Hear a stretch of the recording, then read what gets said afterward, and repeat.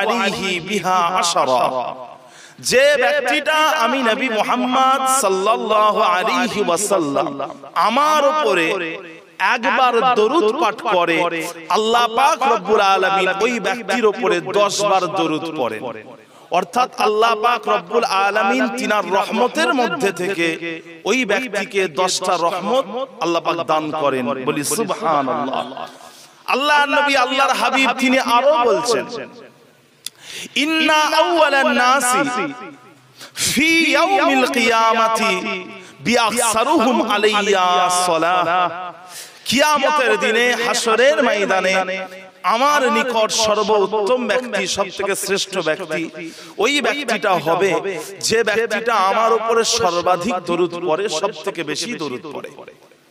আল্লাহর নবী আল্লাহর হাবিব আরো বলছেন, মান সাল্লা আলাইয়া হিনা ইউসবিহু আশারা ওয়া হিনা ইউমসি আশারা আদরাকাতুহু শাফাআতি ইয়াউমাল কিয়ামাহ, যে ব্যক্তিটা আমি নবী মুহাম্মদ সাল্লাল্লাহু আলাইহি ওয়াসাল্লাম আমার উপরে 10 বার দরুদ পড়ে সকাল করলো এবং 10 বার দরুদ পড়ে সন্ধ্যা করলো, কিয়ামতের দিনে হাসরের ময়দানে ওই ব্যক্তিটা আমার শাফাআত সুপারিশই পেয়ে যাবে। জোরে বলি সুবহানাল্লাহ।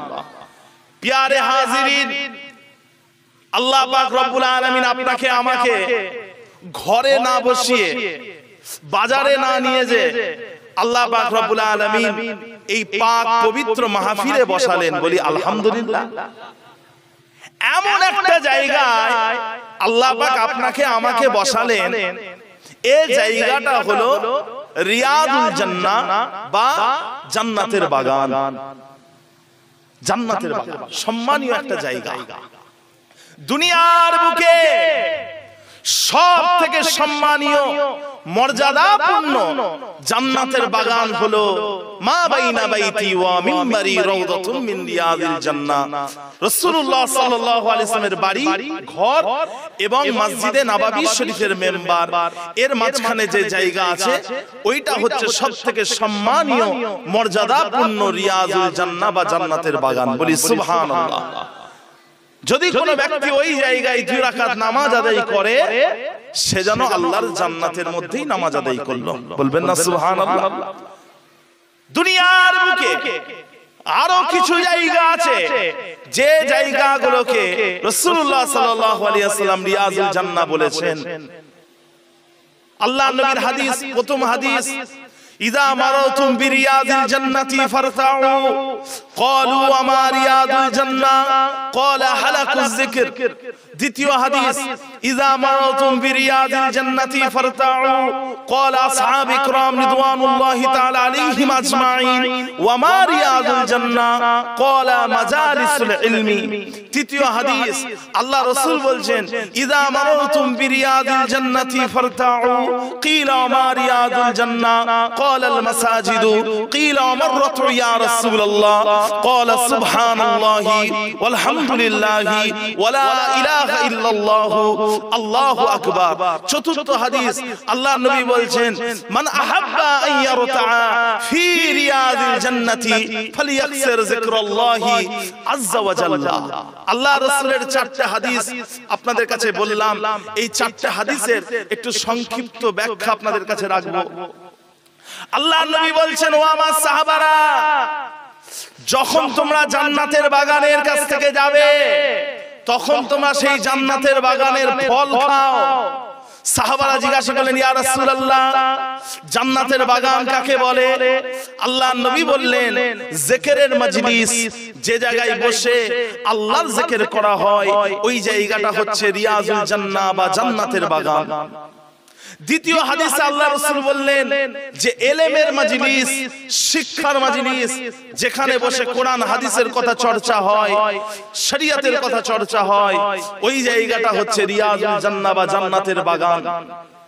তৃতীয় হাদিসে আল্লাহ রাসূল বললেন যে মসজিদ, সমস্ত মসজিদ হলো রিয়াদুল জান্নাহ বা জান্নাতের বাগান। সাহাবারা এবারে জিজ্ঞাসা করলেন, ইয়া রাসূলুল্লাহ, জান্নাতের বাগানের ফল কোনটা? জান্নাতের বাগানের ফল কোনটা? আল্লাহ রাসূল বললেন সুবহানাল্লাহি ওয়ালহামদুলিল্লাহি ওয়ালা ইলাহা ইল্লাল্লাহু আল্লাহু আকবার। এই যে আল্লাহ পাকের নামের তাসবিহ, এটাই হলো জান্নাতের বাগানের ফল। বলি সুবহানাল্লাহ। আরো এক হাদিসে আল্লাহ রাসূল বলেছেন, তোমাদের মধ্যে যে ব্যক্তি আল্লাহর জান্নাতের মধ্যে ঘোরাফেরা করতে চায়, সে যেন বেশি বেশি করে সমস্ত সম্মানের অধিকারী আল্লাহ পাক রব্বুল আলামিনের যেন জিকির করে। আপনি যদি জিকির করতে করতে রাস্তা দিয়ে যান, আল্লাহর নামে জিকির করতে করতে যদি রাস্তা দিয়ে যান, ওই রাস্তাটা আপনার জন্য জান্নাতের বাগান হয়ে যাবে। আপনি যদি ঘরে বসে যদি আল্লাহর জিকির করেন, ওই ঘরটা আপনার জন্য জান্নাতের বাগান হয়ে যাবে। আপনি যদি পাড়ার মাচায় বসে যদি আল্লাহর জিকির করেন, ওই জায়গাটা জান্নাতের বাগান হয়ে যাবে। আপনি যে জায়গায় বসে আল্লাহর নামের জিকির করবেন, ওই জায়গাটা আল্লাহ পাক আপনার জন্য জান্নাতের বাগান করে দেবেন। জোরে বলুন না সুবহানাল্লাহ।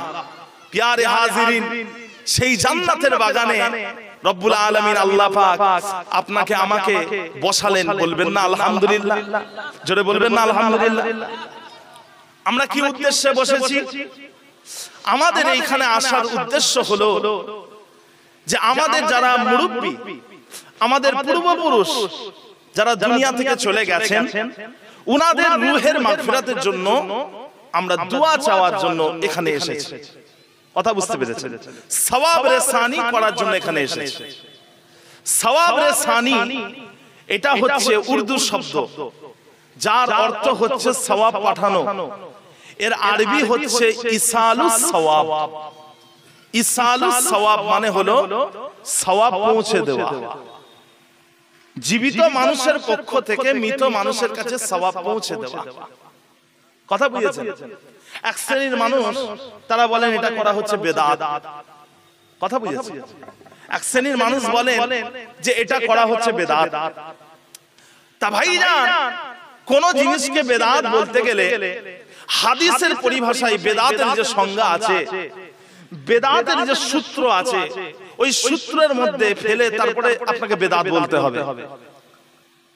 হাদিস শরীফের মধ্যে বেদাতের যে সূত্র দেওয়া আছে, সেটা হলো ধর্মের মধ্যে অর্থাৎ ইসলামের মধ্যে সওয়াবের উদ্দেশ্যে, নেকি পাওয়ার উদ্দেশ্যে এমন কোন কাজ করা যেটার মূল নীতি ইসলামের মধ্যে নেই। কথা বুঝলেন? যেটার মূল নীতি ইসলামের মধ্যে নেই।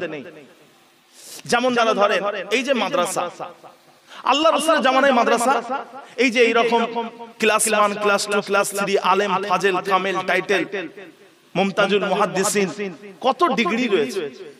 তা ভাইজান, আল্লাহ রাসূলের জামানায় কি এরকম মাদ্রাসা ছিল? ছিল না। কিন্তু আল্লাহ রাসূলের জামানাতে আসহাবে সুফা ছিল।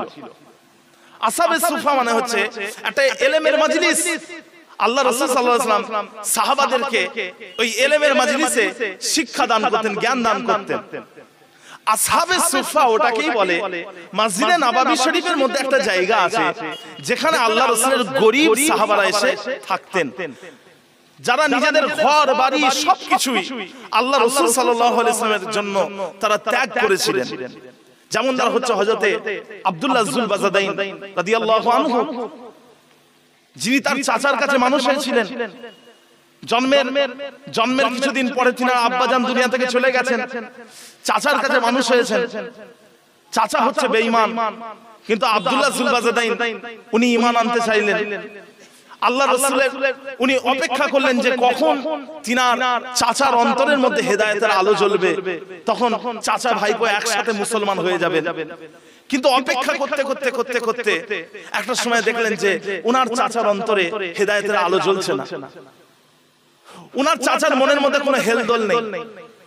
তখন ভাইপো কি করলেন? আব্দুল্লাহ যুলবাজাদাইন চাচাকে বললেন, চাচা আমি মুসলমান হব, আপনি আমাকে অনুমতি দেন, আমি ঈমান আনব। তখন চাচা বললেন, হে আব্দুল্লাহ, উনার ঈমান আনার আগে উনার নাম ছিল আব্দুল উজ্জা, বললেন যে হে আব্দুল উজ্জা, তুমি যদি ঈমান আনো, তুমি যদি মুসলমান হও, তাহলে তোমাকে আমি যে ঘর বাড়ি টাকা পয়সা ধন দৌলত জমি জায়গা যা কিছু দিয়েছি, এই সব কিছু তোমাকে ত্যাগ করতে হবে। ভাইপো বলেন ত্যাগ করে দেবো, সব দিয়ে দেবো, আল্লাহ রাসূলের জন্য সব দেবো, আপনাকে ছেড়ে দেবো সবকিছু।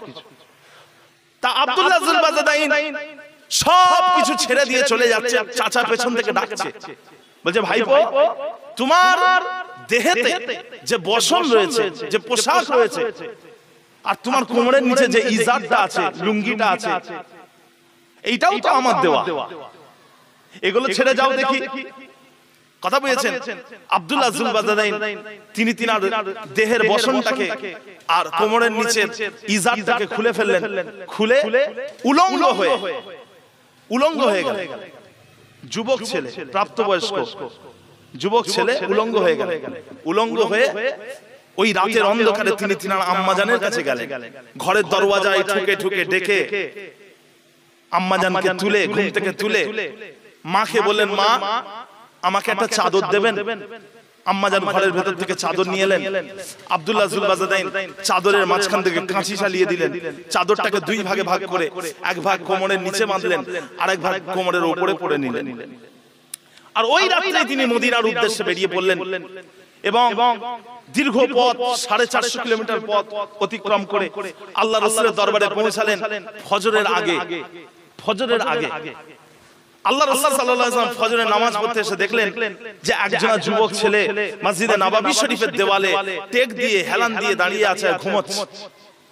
আল্লাহ রাসূল সাল্লাল্লাহু আলাইহি ওয়াসাল্লাম তাকে প্রশ্ন করলেন, ডাকলেন যে তুমি কে? সে বলল, আমি হলাম আব্দুল উজ্জা, আমি হলাম আপনার কাঙাল। আমি হলাম কি?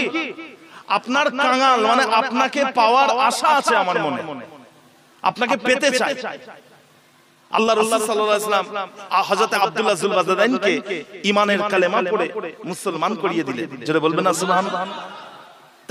আমি এই যে সংক্ষেপে আপনাদের কাছে হযরত আব্দুল্লাহ যুলবাজাদাইনের ব্যাপারটা বললাম, যাতে করে আপনারা আসহাবে সুফফার ব্যাপারটা বুঝতে পারেন যে এই রকম গরীব সাহাবারা তারা মসজিদে নববী শরীফের একটা জায়গায় থাকতেন। তাদের সংখ্যা 70 থেকে 80 জন। কথা বুঝেছেন? আর তাদেরকে আল্লাহ রাসূল শিক্ষা দান করতেন। সেই জন্য এখন আমরা যে মাদ্রাসা করেছি, এই যে ক্লাস 1, ক্লাস 2, ক্লাস 3, এগুলো কিন্তু বেদাত নয়, এগুলো বেদাত নয়। কথা বুঝতে পেরেছেন না? বেদাত কোন জিনিসটা? কবরে ফুল দেওয়া, চাদর দেওয়া। কথা বুঝেছেন?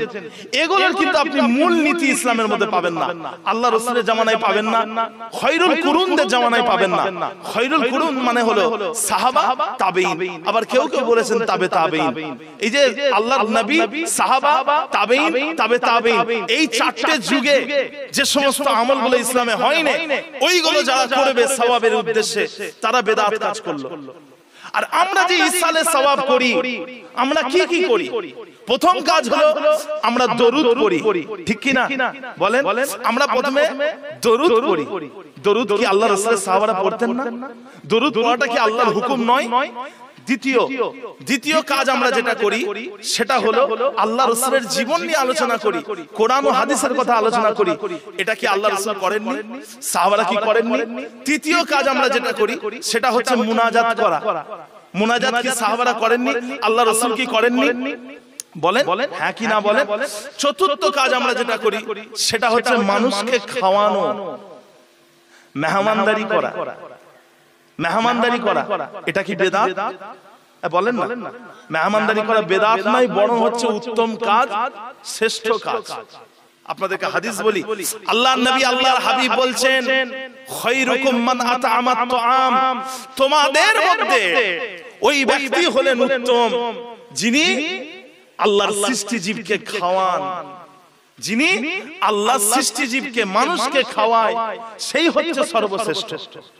কথা বুঝতে পেরেছেন না ভাইরা আমার, দোস্ত আমার, ও আমার দিন দরদিরা, ও আমার আল্লাহ ওয়ালা গণেরা, ও ভাইরানেরা, আমার আপনার নবী পাক সাল্লাল্লাহু আলাইহি ওয়াসাল্লামকে একজন সাহাবা জিজ্ঞাসা করেছিলেন, ইয়া রাসূলুল্লাহ, ইয়া হাবিবাল্লাহ, মাল ইসলাম, ইসলাম কাকে বলে?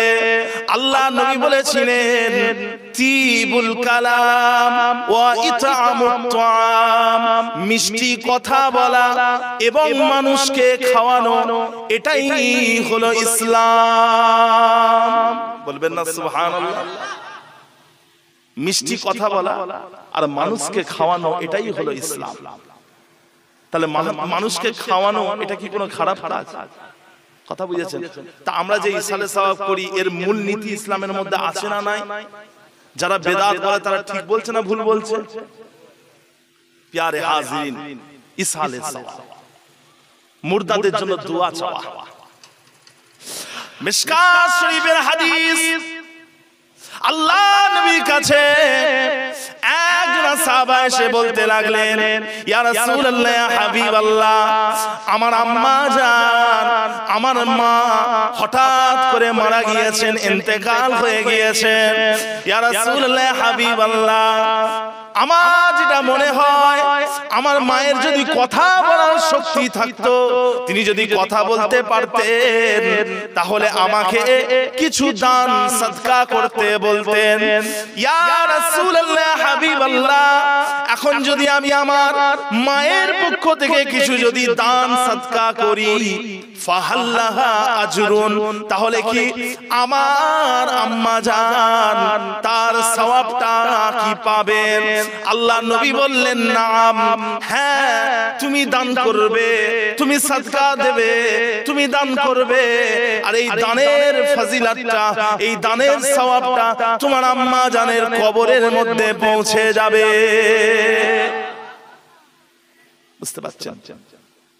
আল্লাহ রাসূলের হাদিস আছে। প্যারে হাজিরিন, সন্তান যদি বাপ মায়ের জন্য দোয়া চায়, এটা ওই বাপ মায়ের জন্য অত্যন্ত প্রয়োজনীয় একটা জিনিস।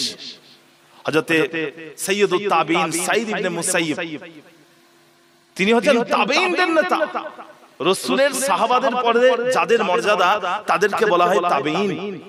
আর এই তাবিঈনদের নেতা হযরতে সাঈদ ইবনে মুসাইয়্যিব, তিনি বলছেন, তিনি বর্ণনা করছেন মুয়াত্তা শরীফের হাদিস, কথা বলেছেন যে তিনি বলছেন, সন্তান যখন বাপ মায়ের জন্য দোয়া চায়, ওই কবরবাসী বাপ মায়ের মর্যাদাটাকে আল্লাহ পাক আসমান পর্যন্ত বৃদ্ধি করে দেন। জোরে বলবেন না সুবহানাল্লাহ? কথা বুঝেছেন না? ভাইরা আমার, দোস্ত আমার, ও ভাইরানেরা, আপনার আমার নবী পাক সাল্লাল্লাহু আলাইহি ওয়াসাল্লাম, দয়া নবী বলছেন, ইজা মারাতুম বিরিয়াদিল জান্নাতি ফারতাউ। আল্লাহ নবী বলছেন, ইজা মাতাল ইনসানু ইনকাতা আনহু আমালুহু ইল্লা মিন সালাসাতি আশিয়াইন সাদাকাতিন জারিয়াতিন আও ইলমিন ইউনতাফাউ বিহি আও ওয়ালাদিন সালিহিন ইয়াদউ লাহু। আল্লাহ নবী বলছেন, মানুষের যখন মৃত্যু হয়ে যায়, মানুষ যখন মারা যায়, তার আমলের ধারাবাহিকতা নষ্ট হয়ে যায়। আপনি দুনিয়ায় নামাজ পড়েছেন, রোজা রেখেছেন, হজ করেছেন, আপনি যা আমল করেছেন সব আমলের সওয়াব আপনি দুনিয়াতেই পেয়ে গেছেন। কিন্তু তিনটে আমল এমন আছে, তিনটে কাজ এমন আছে, যেটা আপনি আমি যদি দুনিয়ায় করে যেতে পারি, তাহলে সেই আমলের সওয়াবটা আমরা কবরের মধ্যে পেতে থাকব, কবরের মধ্যে তার সওয়াবটা চলতে থাকবে। প্রথম নাম্বার হলো সাদকায়ে জারিয়া করা, এমন একটা সাদকা করা যেটা চলমান থাকবে, চলতে থাকবে, ওই জিনিসটাকে সাদকায়ে জারিয়া বলে।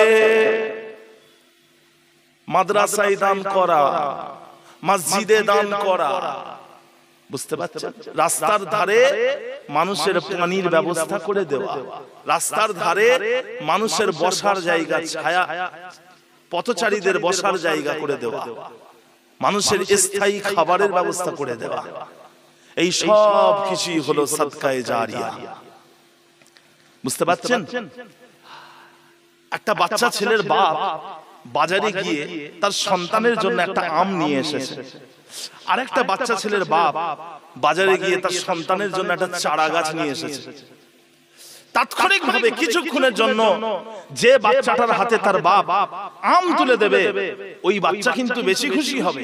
কিন্তু পরবর্তীতে যে বাচ্চার হাতে তার বাপ একটা চারা গাছ তুলে দিয়েছে, সে কিন্তু সারা জীবন খুশি হবে। ওই গাছ যতদিন থাকবে ততদিন সে খুশি হবে। কথা বুঝতে পারছেন? সদকায়ে জারিয়া হলো ওটাই, আপনি সওয়াবটা পাবেন, পেতে থাকবেন।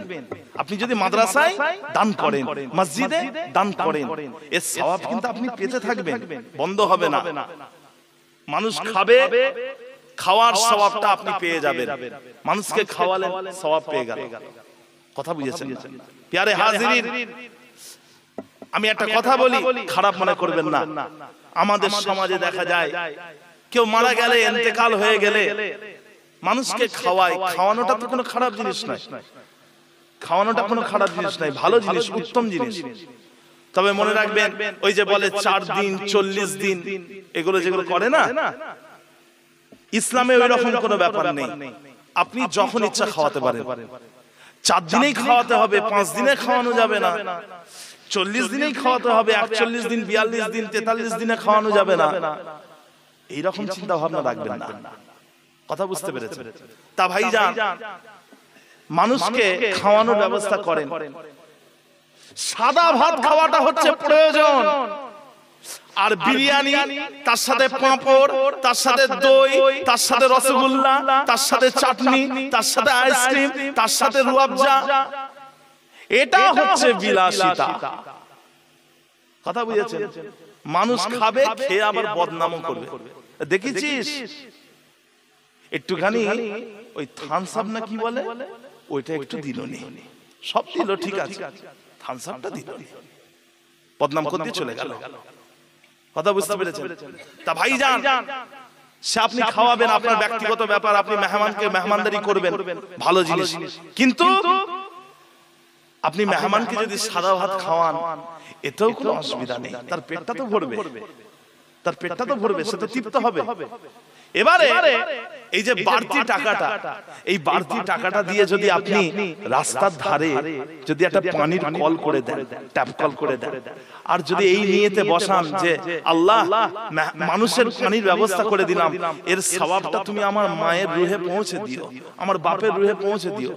ওই ট্যাপ কল যতদিন থাকবে, ওই কল যতদিন থাকবে, যতদিন সেখান থেকে পানি পান করা হবে, ততদিন আপনার মায়ের রুহের মাগফিরাতের জন্য সওয়াব পৌঁছে যাবে।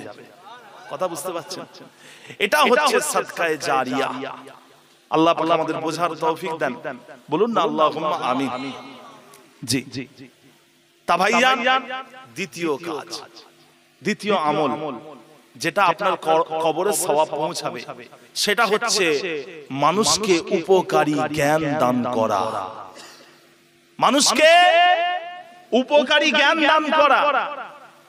আপনি কাউকে যদি অঙ্ক করা শিখিয়ে দেন, কাউকে যদি ইংরেজি বলা শিখিয়ে দেন, বাংলা বলা শিখিয়ে দেন, এটা হচ্ছে উত্তম কাজ, এর মাধ্যমে মানুষ উপকার পায়।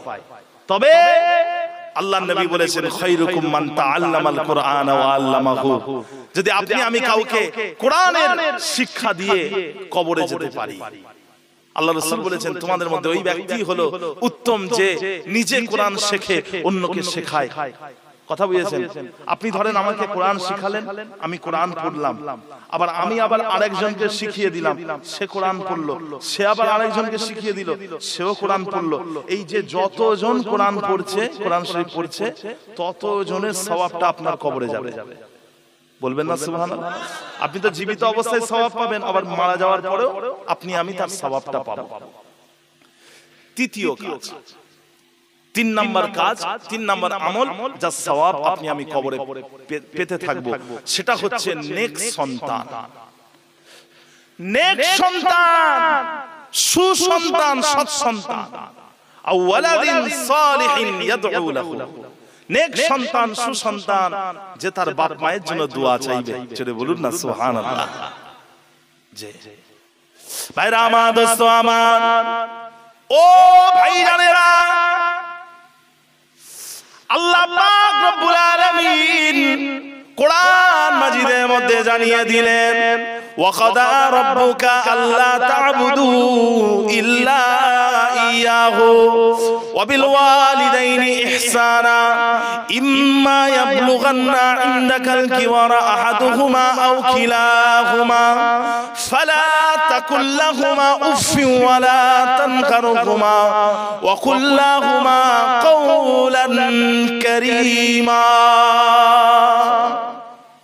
আল্লাহ পাক বলছেন তোমার আল্লাহর পক্ষ থেকে বিচার হয়ে গেছে, তোমার আল্লাহর পক্ষ থেকে সিদ্ধান্ত হয়ে গিয়েছে, তোমরা আল্লাহ ছাড়া অন্য কারোর ইবাদত বান্দেগি করবে না, আর তোমরা তোমাদের মা বাপের সাথে সদাচরণ করবে, ভালো ব্যবহার করবে। যদি তোমাদের মা বাবা অথবা মা অথবা বাবা দুই জন্মদাতার একজন অথবা দুজন যদি তোমাদের কাছে বুড়ো অবস্থায় বুড়ি অবস্থায় যদি এসে পৌঁছে যায়, বার্ধক্য অবস্থায় যদি এসে পৌঁছায়, তাহলে তোমরা তাদেরকে উফ শব্দটুকু বলো না, এবং তোমরা তাদেরকে ধমক দিও না, এবং তোমরা তাদেরকে সদা সর্বদা সম্মান সূচক কথাবার্তা বলো। বাপ মা জীবিত থাকলে এগুলো করবেন, বাপ মা যখন বেঁচে থাকবে কি করবেন? উফ কষ্ট নেবেন না, বাপ মা ব্যবহারে কষ্ট নেবেন না, বাপ মাকে কষ্ট দেবেন না। দ্বিতীয় কাজ, তাদেরকে ধমক দেবেন না। আর তৃতীয় কাজ, তাদের সাথে সম্মান সূচক কথাবার্তা বলবেন। এই তিনটে কাজ।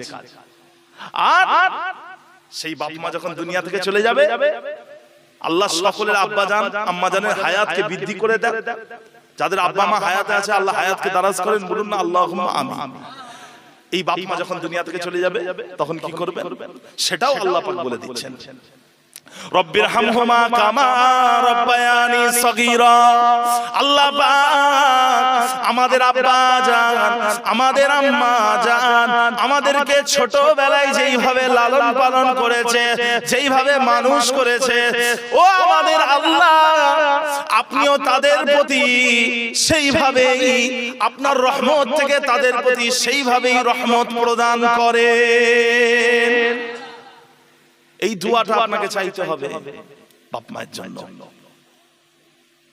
কথা বুঝেছেন? বাপ মারা আমাদের কাছে জীবিত অবস্থাতেও হকদার, আর ইন্তেকালের পরেও হকদার। হুমা জান্নাতুকা ওয়া নারুকা। তোমার আব্বা জান তোমার আম্মা জান তোমাদের জন্য জান্নাত, তোমার আব্বা জান তোমার আম্মা জান তোমাদের জন্য জাহান্নাম। কথা বুঝেছেন? আল্লাহ নবী বলেছেন রিদা রাব্বি তাবারাকা ওয়া তাআলা ফি রিদাল ওয়ালিদাইনি ওয়া সাখাতা রাব্বি তাবারাকা ওয়া তাআলা ফি সাখাতিল ওয়ালিদাইনি। তোমার বাপ মা রাজি তো আল্লাহ রাজি, তোমার বাপ মা নারাজ তো আল্লাহ নারাজ। কথা বুঝতে পারছেন? তোমার বাপ মা রাজি তো আল্লাহ রাজি, তোমার বাপ মা নারাজ তো আল্লাহ নারাজ। প্যারে হাজিরিন, আল্লাহ রাসূলের কাছে একজন সাহাবা এসে জিজ্ঞাসা করলেন, ইয়া রাসূলুল্লাহ আমার প্রতি কে বেশি হকদার, কে বেশি হকদার? আল্লাহ রাসূল বলেছিলেন তোমার আম্মা জান। তারপরে কি ইয়া রাসূলুল্লাহ? আল্লাহ রাসূল সাল্লাল্লাহু আলাইহি ওয়াসাল্লাম বলেছিলেন তোমার আম্মা জান। তারপরে কি ইয়া রাসূলুল্লাহ? আল্লাহ রাসূল বললেন তোমার আম্মা জান। তারপরে কি ইয়া রাসূলুল্লাহ? আল্লাহ রাসূল বললেন তোমার আব্বা জান, তোমার বাবা, তোমার পিতা। তিনবার মায়ের কথা বলেছেন, একবার বাপের কথা। কথা বুঝতে পেরেছেন? প্যারে হাজিরিন, সেই বাপ মায়ের জন্য দোয়া চাওয়া, আর এই দোয়াটা তাদের কবরে পৌঁছে যায়, তা আল্লাহ রাসূল বলেছেন। ভাইরা আমার, দোস্ত আমার, ও ভাইরানেরা, নেক সন্তান রেখে যাওয়া, দুনিয়ার বুকে নেক সন্তান রেখে যাওয়া, আর তারা যদি দোয়া চায় সেই দোয়াটা আমাদের কবরে পৌঁছে যাবে। কিন্তু এই নেক সন্তান আমরা পাবো কিভাবে? কোথায় গেলে নেক সন্তান পাওয়া যাবে? নেক সন্তান পাওয়ার পদ্ধতি কি আছে? আপনাদের কাছে হাদিস শরীফ থেকে 6-7টা আপনাদের কাছে নেক সন্তান পাওয়ার পদ্ধতি আমি বলি। আল্লাহ নবী আল্লাহর হাবিব তিনি পাক জাবানে বলছেন তুনকাহুল মারআতু লিআরবাইন লিমালিহা ওয়ালি জামালিহা ওয়ালিদিন লিমালিহা ওয়ালি জামালিহা ওয়ালি হাসাবিহা ওয়ালি দীনিহা ফাজফার বিযাতিদ দ্বীন তারিবাত ইয়াদা। একটা গাছের শুরু কোথা থেকে বলে? শেকড় থেকে। একটা গাছের শুরু শেকড় থেকে। তা আল্লাহ রাসূল শেকড়টাকে ঠিক করতে বলছেন।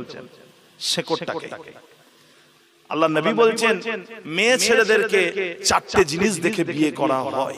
বলছেন না যে মেয়ে ছেলেদের চারটে জিনিস দেখে বিয়ে করো, এটা বলছেন না।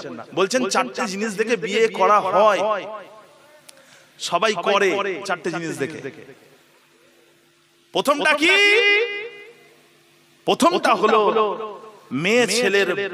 মেয়ে ছেলের টাকা পয়সা দেখে, ধন দৌলত দেখে। দ্বিতীয়টা কি?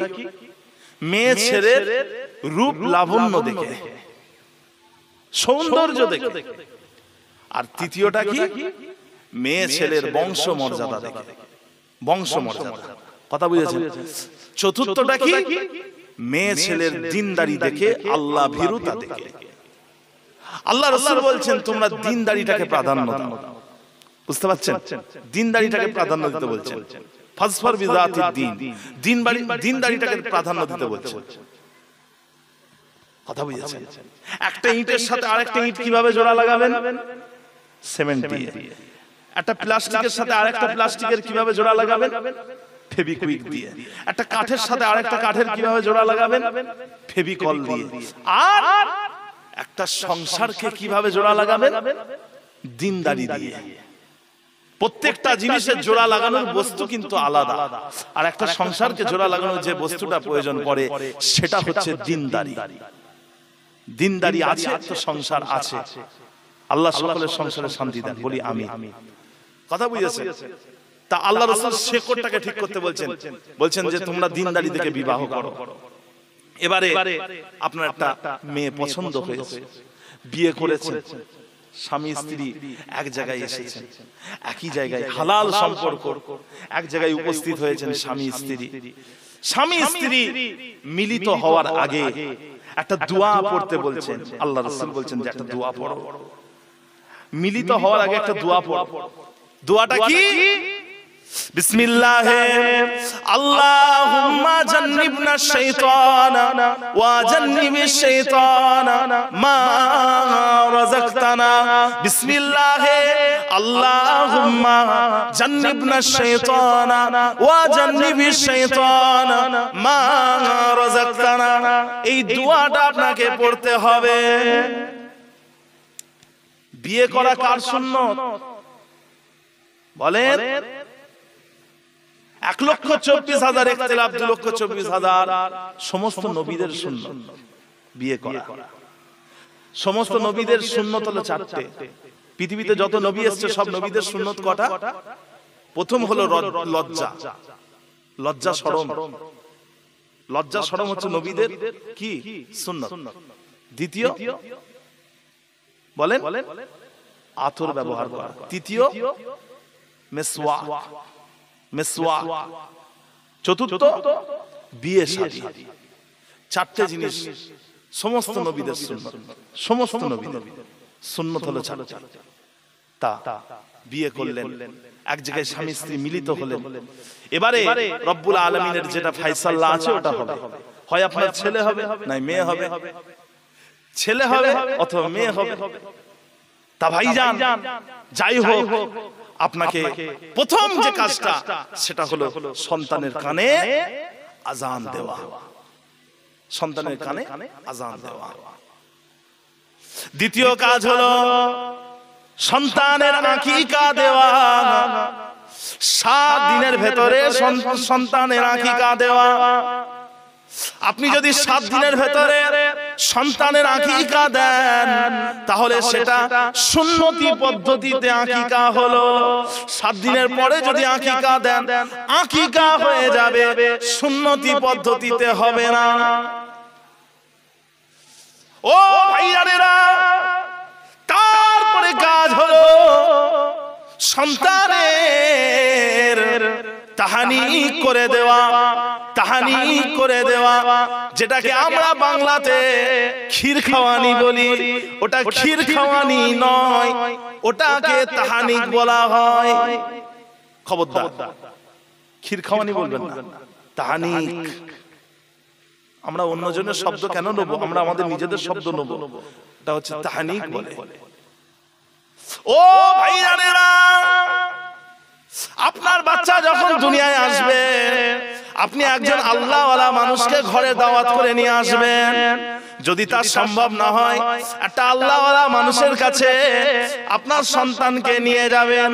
তা যদি সম্ভব না হয়, আপনি নিজে আপনার সন্তানের তাহনিক করবেন। কিভাবে করবেন? একটা খেজুরকে মুখে নেবেন, মুখে নিয়ে ওই খাজুরটাকে চিবিয়ে চিবিয়ে চিবিয়ে চিবিয়ে নরম করে ফেলবেন। নরম করে আপনার মুখের ভেতর থেকে খেজুরের একটা নরম অংশ মুখের ভেতর থেকে বার করে আপনার সন্তানের মুখের ভেতরে লাগিয়ে দেবেন। এইটাকেই বলা হয় তাহনিক। আল্লাহ নবী আল্লাহর হাবিব যখন মক্কা থেকে মদিনা শরীফে গেলেন, মক্কার মানুষরা যারা মদিনায় গেছেন তাদেরকে মুহাজির বলে, আর মদিনার মানুষরা যারা মক্কাবাসীকে সাহায্য করেছেন তাদেরকে আনসার বলে।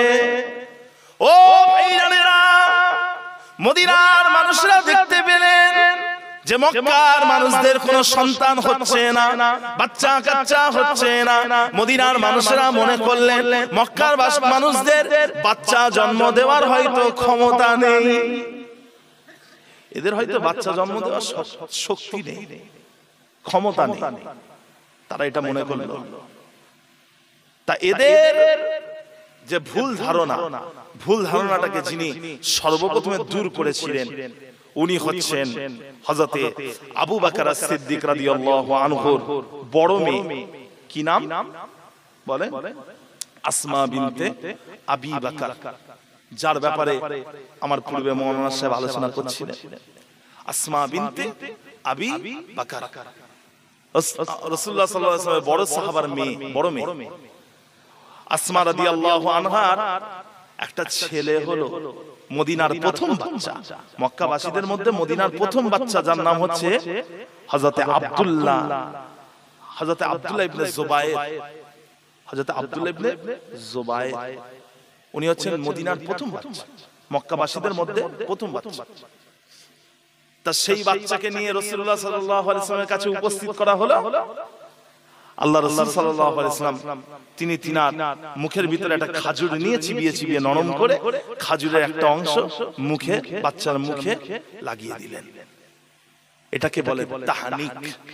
হাদিস শরীফের মধ্যে এসেছে হযরত আব্দুল্লাহ ইবনে জুবায়েরের পেটের মধ্যে সর্বপ্রথম যে খাবারটা ঢুকেছে ওটা হচ্ছে রাসূলুল্লাহ সাল্লাল্লাহু আলাইহি ওয়াসাল্লামের পবিত্র ঝুঁটো মোবারক। বলবেন না? প্যারে হাজিরিন, এই তাহনিক করা হলো সুন্নাত। চতুর্থ কাজ হলো বাচ্চার জন্য দোয়া চাওয়া। বাচ্চার জন্য দোয়া চাওয়া, এটাও হচ্ছে সুন্নাত। আর বাচ্চার বরকতের জন্য দোয়া চাওয়া।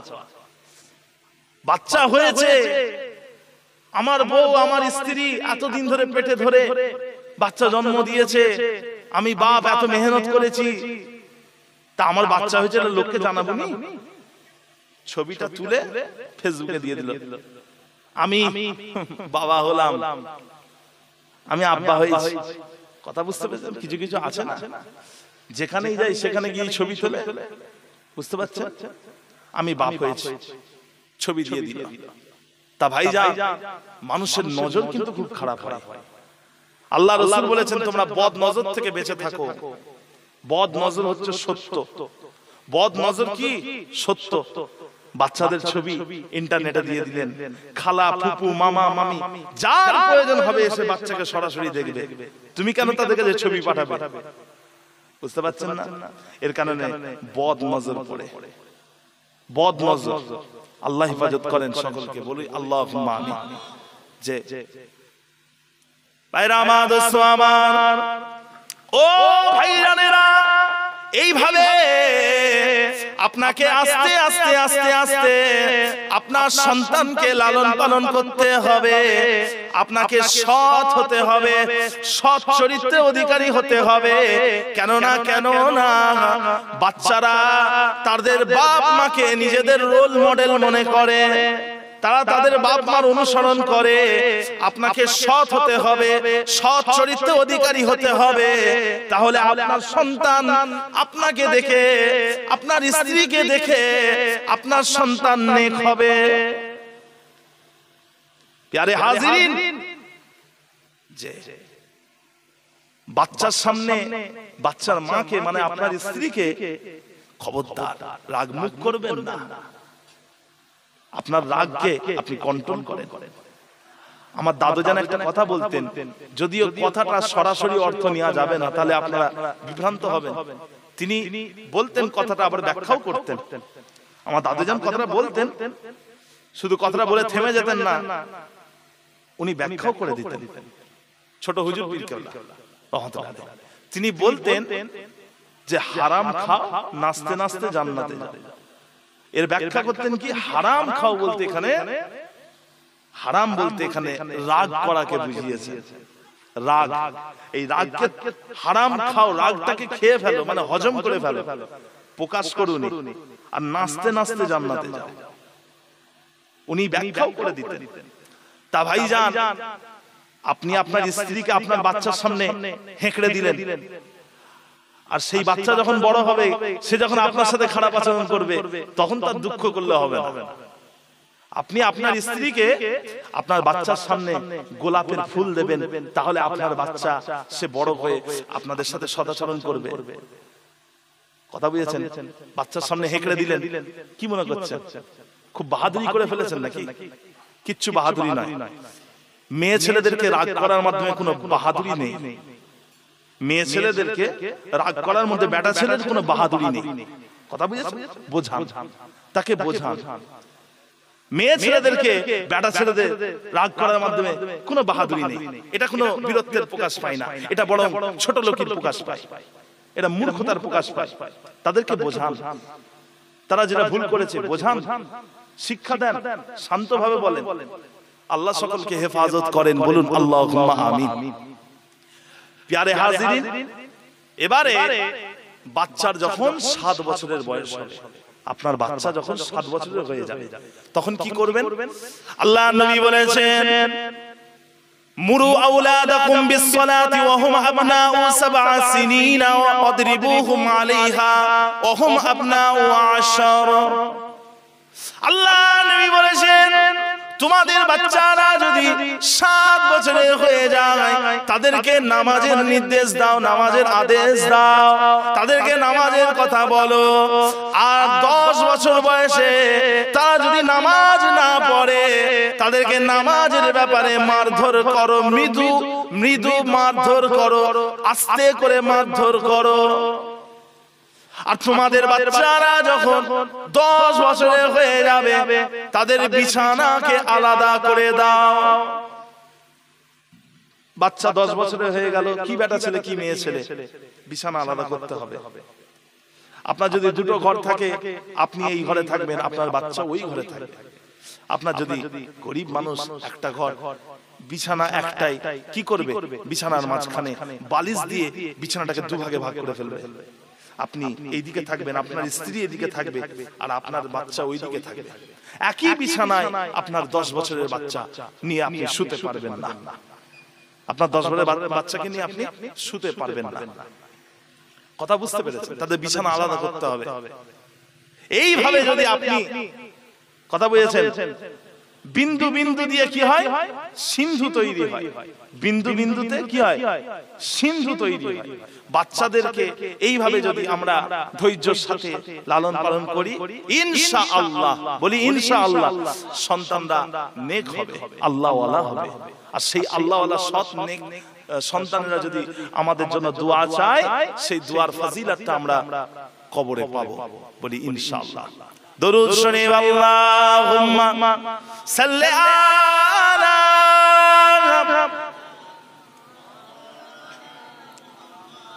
ওয়ালা আলি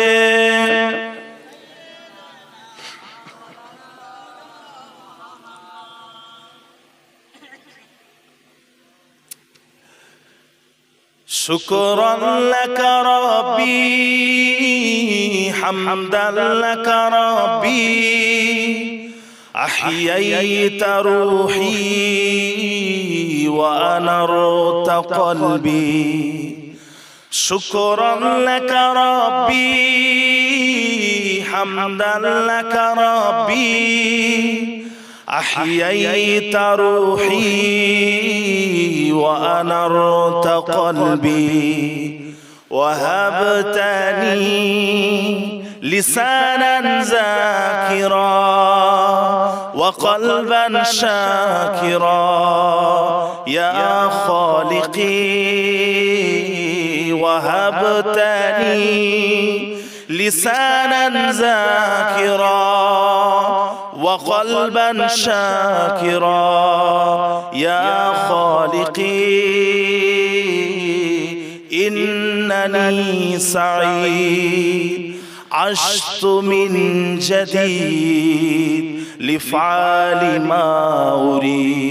ما أريد باسمك قيومي أصحو من نومي بك يحلو يومي وهبتني لسانا ذاكرا وقلبا شاكرا يا خالقي وهبتني لسانا ذاكرا وقلبا شاكرا يا خالقي إنني سعيد عشت من جديد لفعال ما أريد ربي كم أعطيت ولروحي أحييت نورت طريقي ورزقت وعافيت أشعر باطمئنان قلبي فيه الأمان ينبض بالإيمان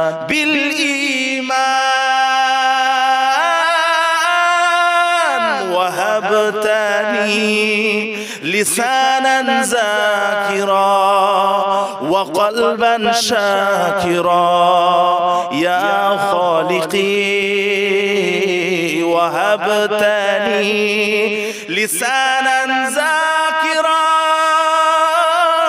وقلبا شاكرا يا خالقي إنني سعيد عشت من جديد لفعال ما أريد شكرا لك ربي اللهم صل على جوڑے جوڑے پڑھیں وعلى آل سیدنا प्यारे हाजिरीन मजलिस कथा बुझेছেন नेक्स्ट সন্তান বাপ মায়ের জন্য